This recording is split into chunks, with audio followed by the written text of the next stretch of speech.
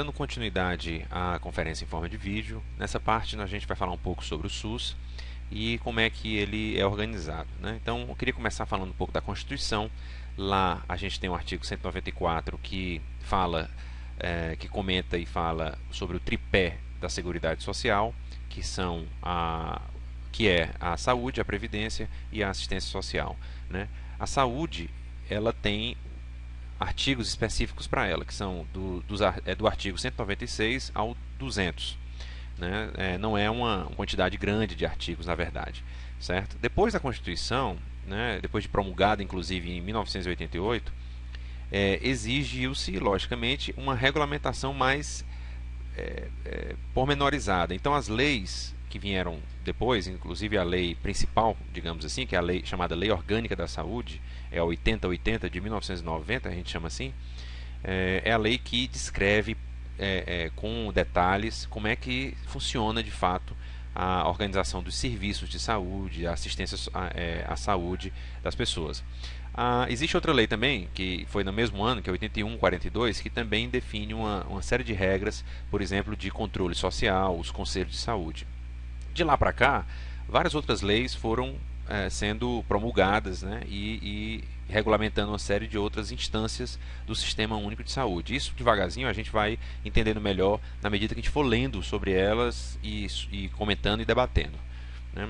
Eu queria mostrar para vocês um próximo slide. Isso aí vocês provavelmente não vão conseguir ler nesse vídeo, mas é de propósito, né? Essa aí é a seção da saúde da Constituição Federal. Então a gente vê ali o artigo 196, que é duas linhas praticamente, né? O 197, o 198, o 199 e o 200. Vocês veem que isso é tudo que está na Constituição, digamos assim, especificamente relacionado à saúde.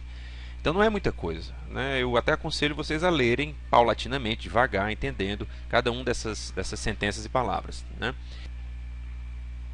Então, as diretrizes e princípios do SUS, a gente pode dividir em princípios e diretrizes, né? Como é que é isso? No fundo, lá na Constituição, naqueles artigos, não tem falando especificamente dos princípios de maneira clara dessa maneira. Mas na lei orgânica, que a lei orgânica significa mais ou menos como se fosse uma Constituição da saúde, digamos assim, né? É a lei máxima. Lá tem realmente esses princípios bem descritos. E aí você tem três grandes princípios que o SUS tem: universalidade, integralidade e equidade, né? E as diretrizes, que são mais de operacionalização, são descritas como descentralização, hierarquização, participação comunitária. Se a gente for falar rapidamente de cada um, universalidade significa que o SUS ele é um sistema único, universal, ou seja, ele abrange todas as pessoas que estão dentro do território brasileiro. Então, o indivíduo está aqui dentro do território, ele tem direito a ter alguma assistência, a ser assistido, a ter atendimentos, a ter exames, né, e tratamentos também, certo? Isso é a universalidade. Então, não importa quem você seja, não importa cor, raça, não importa nem, no fundo, nacionalidade. Se até um estrangeiro chegando aqui dentro do país, ele indo para uma emergência, ele é atendido absolutamente como se fosse outro brasileiro, né? Isso é importante. Vamos passar para o próximo. A integralidade significa você não esquecer aspectos de prevenção, promoção da saúde, reabilitação e juntar todos esses aspectos com o aspecto, digamos, o mais clássico de todos, que é o tratamento, cura, né? Então você olha cada indivíduo, cada paciente, usuário, de uma forma integral. Você não esquece que ele precisa de prevenções para os outros riscos, mas você está ali às vezes atendendo por uma queixa aguda, uma dor, mas você não esquece esses outros aspectos, né, de prevenção e de promoção da saúde, né? Então, um exemplo clássico seria, por exemplo, uma pessoa que vai no médico, numa médica, e vai por uma queixa de dor abdominal, né? Constata-se que a dor é de origem gástrica, mas aí o médico, o profissional de saúde, ele lembra que aquela pessoa tem 30 anos, é uma mulher que está com um exame de prevenção do câncer de colo de útero atrasado. Então o profissional se lembra não é que tenha que fazer isso no mesmo momento, mas se lembra que tem que dar conta daquele outro aspecto preventivo.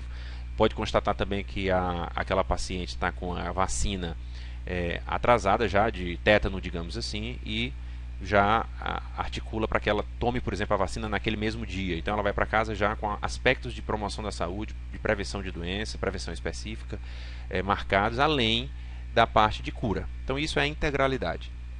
Passando para o próximo item, que é equidade, é o item que a gente comentou até em outro vídeo, falando do aspecto de justiça do sistema de saúde. Então, equidade significa dar mais atenção a quem precisa de mais atenção.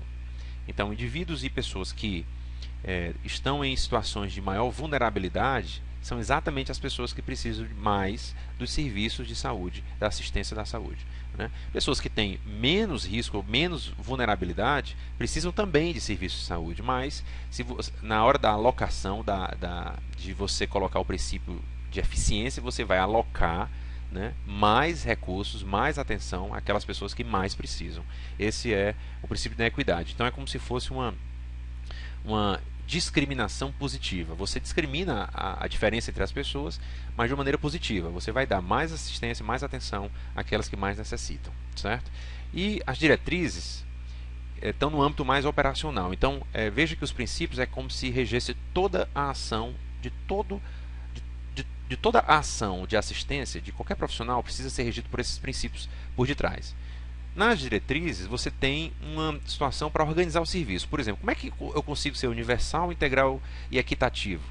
Bom, uma das diretrizes é fazer um serviço de saúde que seja descentralizado, significando que dar autonomia, por exemplo, a um centro de saúde da família, no caso da atenção primária, né, ter ações onde ele mesmo, o centro de saúde da família, tenha autonomia de ação.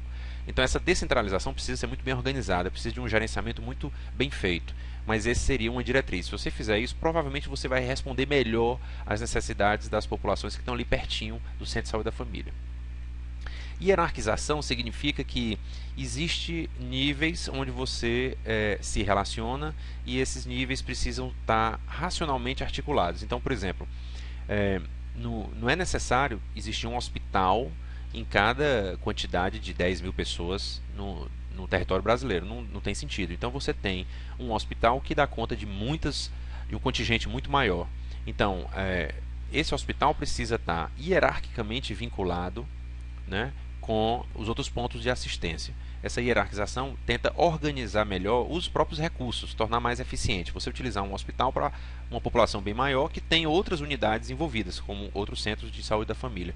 Hierarquização significa basicamente isso. E a participação comunitária, que eu já comentei que diz muito respeito à Lei 81/42, né, exige que o Sistema Único de Saúde seja regido também por conselhos locais de saúde, né, mas conselhos municipais de saúde, todo município precisa ter um conselho, conselhos estaduais de saúde e o Conselho Nacional de Saúde. Esses conselhos, eles olham exatamente o que é que cada gestor, administrador público está fazendo e dá outras providências. Ele vota, ele efetiva, ele ratifica decisões que são importantes para a saúde e que necessitam de um respaldo da sociedade. Então, os conselhos, por exemplo, 50% dos indivíduos que formam os conselhos, são da população em geral. Final da parte 3A. É bom que você siga direto para a parte 3B para finalizar a parte 3.